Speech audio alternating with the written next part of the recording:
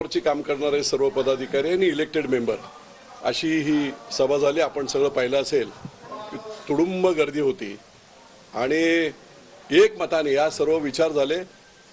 सर्व लोकांचे आपापली मतं त्यांनी व्यक्त केली।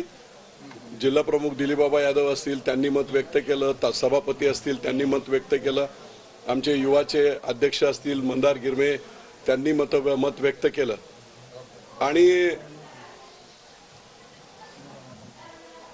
सर्व चर्चा जवळजवळ सव्वा तास चालली आणि एक मताने असा ठराव पास करण्यात आला की जे 2 दिवस माझं मत मी संपूर्ण मीडियामधून सांगितलं होतं की बारामती लोकसभा मतदारसंघ हा काय कोणाचा सातबारा नाही, देशातील 543 मतदारसंघापैकी एक लोकसभेचा मतदारसंघ आहे आणि मालकी कोणाची नाही आहे। 6 विधानसभेचे मतदारसंघ आहेत आणि म्हणून पवार हे करण्याऐवजी आपल्याला निश्चितपणे आपला स्वाभिमान जागृत करून आपण लढलंच पाहिजे। विशेषतः अजित पवार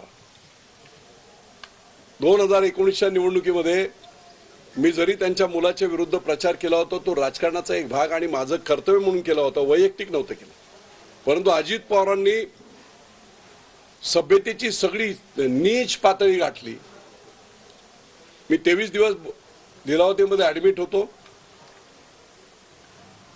मला बायपास करायला सांगितली, मी नाही केली, स्टेंट टाकल्या, फेल झाल्या आणि मी ॲम्ब्युलन्स मध्ये हा संपूर्ण मी एक कोण चालू कर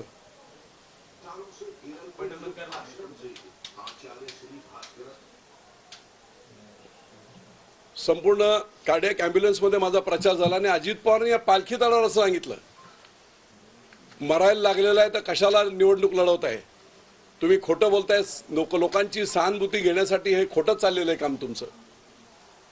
माझ्या गाडीपर्यंत, माझ्या गाडीचा नंबर मग ती कोणाची आहे, कुठच्या कंपनीचे, इथपर्यंत खालच्या थराला अजित पवार आले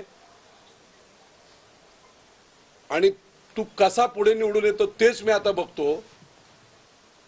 महाराष्ट्रभरामध्ये मी कुणाला पाडायचं ठरवलं तर मी कुणाच्या बापाचं ऐकत नाही, मी पाडतो म्हणजे पाडतो। राजकारणामध्ये एखाद्याला निवडून आणण्याची पॉझिटिव्ह प्रवृत्ती असावी, मी निवडून आणणार म्हणजे आणणार। गाव पेटवायला एक नालायक माणूस लागतो, काडी ओढायला गाव वसवण्यासाठी अनेक हात लागतात। मग अशा प्रकारची उर्मट भाषा त्यांनी केली होती आणि म्हणून आज त्या उर्मट भाषेचा मी माफ केलेला आहे त्यांना। ते ज्यावेळेस